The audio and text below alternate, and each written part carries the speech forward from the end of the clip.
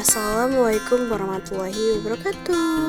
Perkenalkan, nama saya Winanda Yudhistira Maulida dari MN20C dengan NIM 20416261201264. Di sini saya akan menjelaskan mengenai studi kelayakan bisnis pertanian padi dan beras di Karawang.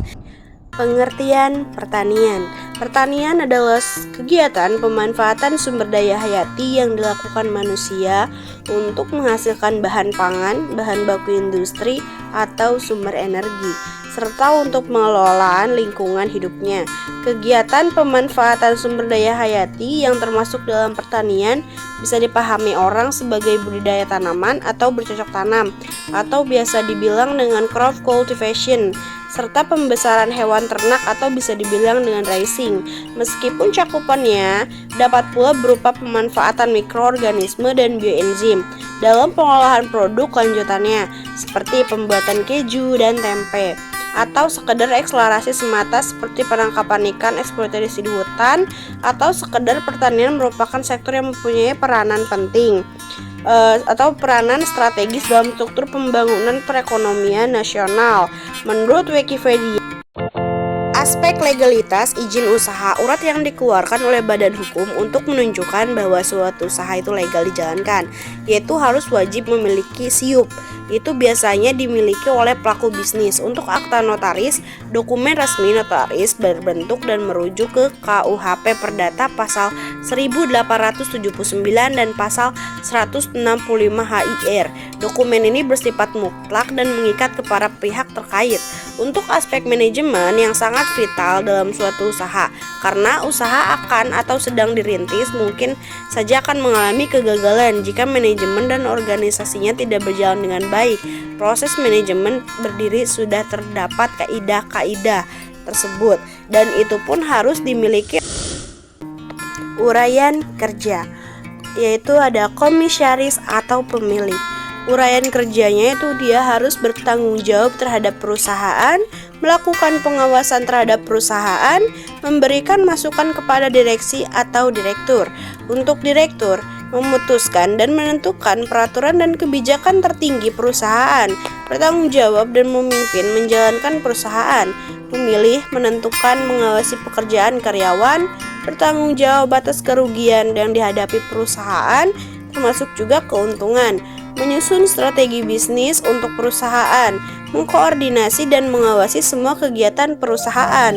Untuk manajer produksi yaitu memiliki uraian kerja, membuat perencanaan jadwal proses produksi, mengawasi proses produksi agar kualitas, kuantitas, dan waktu sesuai dengan perencanaan yang sudah dibuat, bertanggung jawab mengatur manajemen gudang agar tidak terjadinya barang properti hilang, bertanggung jawab mengatur manajemen alat agar fasilitas produksi berfungsi sebagaimana mestinya dan beroperasi dengan lancar, membuat laporan secara berkala mengenai kegiatan dan bagiannya, bertanggung jawab pada peningkatan keterampilan dan keahlian karyawan yang berada di bawah tanggung jawabnya, memberikan penilaian dan sanksi jika karyawan di bawah tanggung jawabnya melakukan kesalahan dan pelanggaran, berinovasi dalam mengerjakan produksi dan memberikan masukan kepada perusahaan yang berkaitan dengan bagian produksi. Untuk modal nilai produksi padi sawah per musim tanaman di seluruh Indonesia rata-rata mencapai 19,67 juta per hektar. Sedangkan biaya per musim tanaman rata-rata sebesar 12,90 juta per hektar. Dengan begitu, setiap musim tanaman atau 3 bulan sekali petani untung rata-rata 6,77 juta per hektar. Keadaan sistem pemasaran adalah sederhana, bermula dari petani menjual kepada pedagang atau usaha penggilingan padi. Selanjutnya, padi atau beras itu dijual ke pedagang besar di tempat lain atau kota. Kemudian, pedagang besar menjual berasnya ke pedagang eceran di kota atau langsung ke konsumen tempatnya. Biaya operasional per bulannya itu biasanya BPS, itu Badan Pusat Statistik Balinsir. Biaya untuk memproduksi tanaman padi per hektarnya mencapai 12,7 juta atau mencapai 73,84% dari total nilai produksi dari yang 17,2 juta. itu adalah hasil dari biaya operasional per bulannya yang ditentukan oleh biasanya produksi yang memproduksi pertanian, yaitu salah satunya dari pertanian padi dan beras. Untuk setiap musimnya itu tidak menentu antara mendapatkan keuntungan dan kerugian. Aspek pasar. Sasaran pasar yang dituju oleh sektor pertanian sedang dewasa. Salah satunya orang yang sering melakukan memasak beras. Menentukan sasaran pasar yang produktif menjadi salah satu pertimbangan dalam menentukan sasaran pasar yang dituju demi kelancaran produksi hingga pemasaran pertanian beras di kemudian hari. Para petani memiliki tujuan sasaran pasar untuk membangun pasar produk tani sebagai outlet pemasaran melalui kelompok tani langsung kepada konsumen, meningkatkan pengetahuan dan kemampuan petani dalam bidang pemasaran dan menguatkan kelembagaan petani sehingga mempunyai posisi tawar yang bisa dibilang dengan bargaining position, atau ada segmentasi pasar. Dalam segmentasi pasar ini terbagi menjadi beberapa, yaitu ada 6. Salah satunya ada segi geografi, segi demografi, segi fisikografi, segi perilaku konsumen, potensi pasar, dan posisi pasar. Salah satunya yaitu tentang segi geografi. Target konsumen yang diraih adalah kalangan dewasa, salah satunya orang yang cenderung melakukan pembelian. Aspek sosial, ekonomi, dan budaya.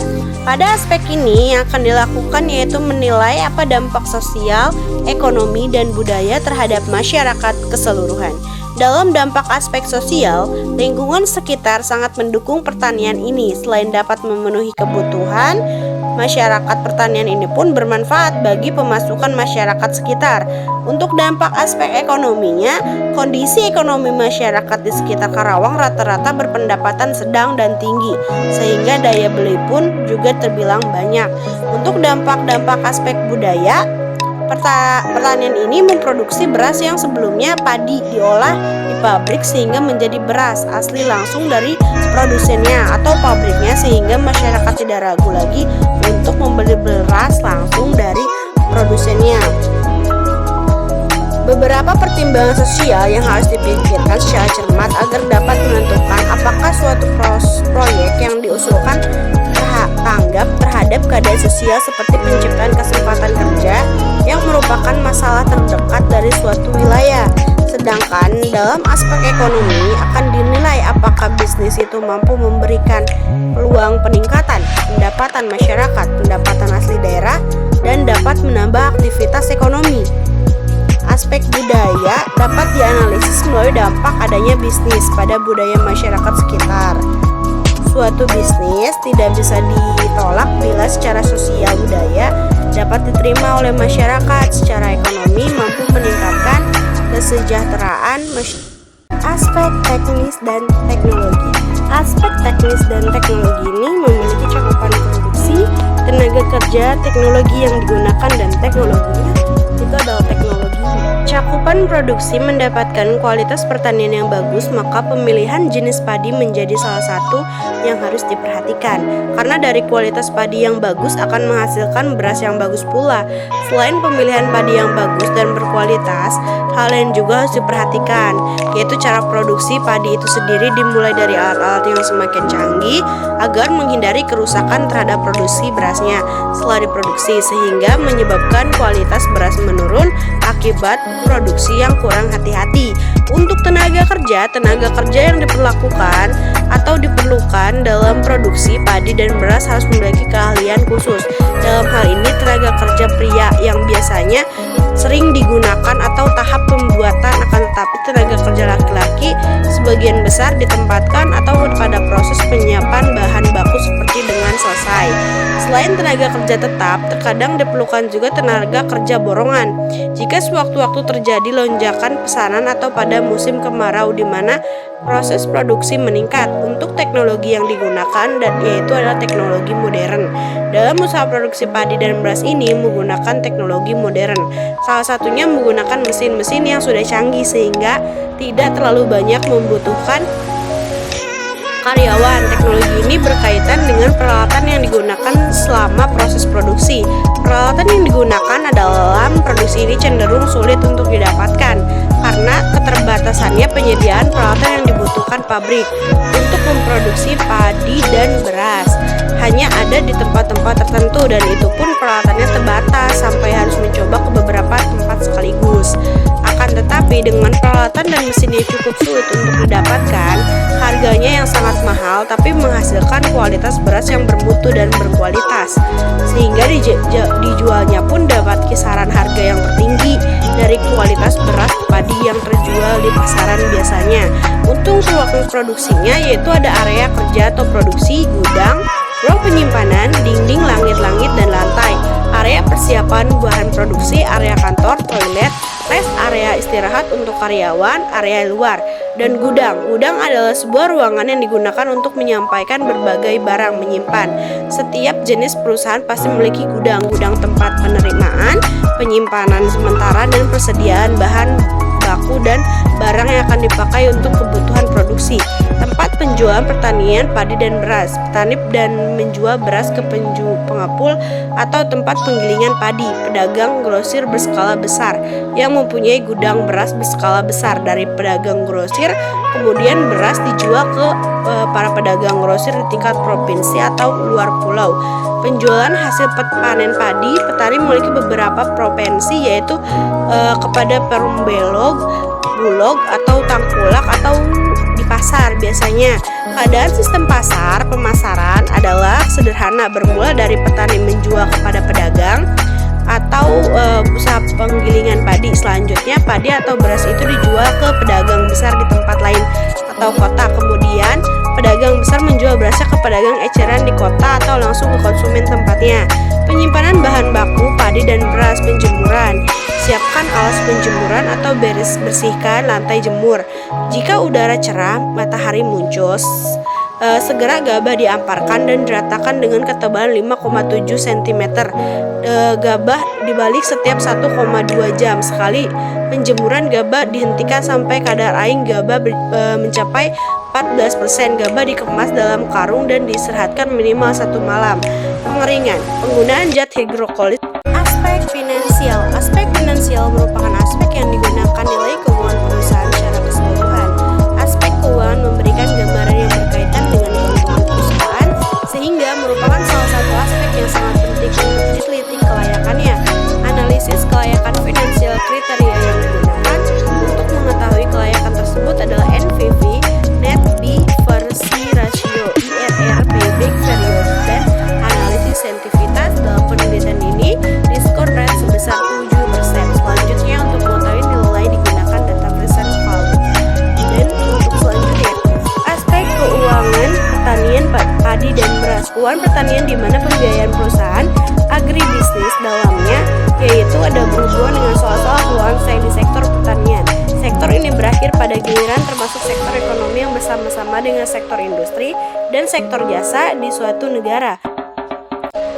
Kesimpulan dan saran. Kesimpulan, pertanian adalah kegiatan pemanfaatan sumber daya hayati yang dilakukan manusia untuk menghasilkan bahan pangan atau bahan baku industri atau sumber energi serta untuk mengelola lingkungan hidupnya. Kegiatan pemanfaatan sumber daya hayati yang termasuk dalam pertanian bisa dipahami orang sebagai budidaya tanaman atau bercocok tanam atau crop cultivation serta pembesaran hewan ternak atau raising. Meskipun cakupannya dapat pula berupa pemanfaatan mikroorganisme dan bioenzim dalam pengolahan produk kelanjutannya, seperti pembuatan keju dan tempe atau sekedar eksplorasi semata seperti perangkapan ikan atau eksplorasi hutan. Sektor pertanian merupakan sektor yang mempunyai peranan strategis dalam struktur pembangunan perekonomian nasional. Terima kasih. Hasil presentasi dari saya yaitu mengenai pengembangan usaha industri pertanian padi dan beras di Karawang. Jika ada salah-salah kata, saya mohon dimaafkan. Untuk selebihnya, saya terucapkan terima kasih. Wabillahi taufik wal hidayah. Wassalamualaikum warahmatullahi wabarakatuh.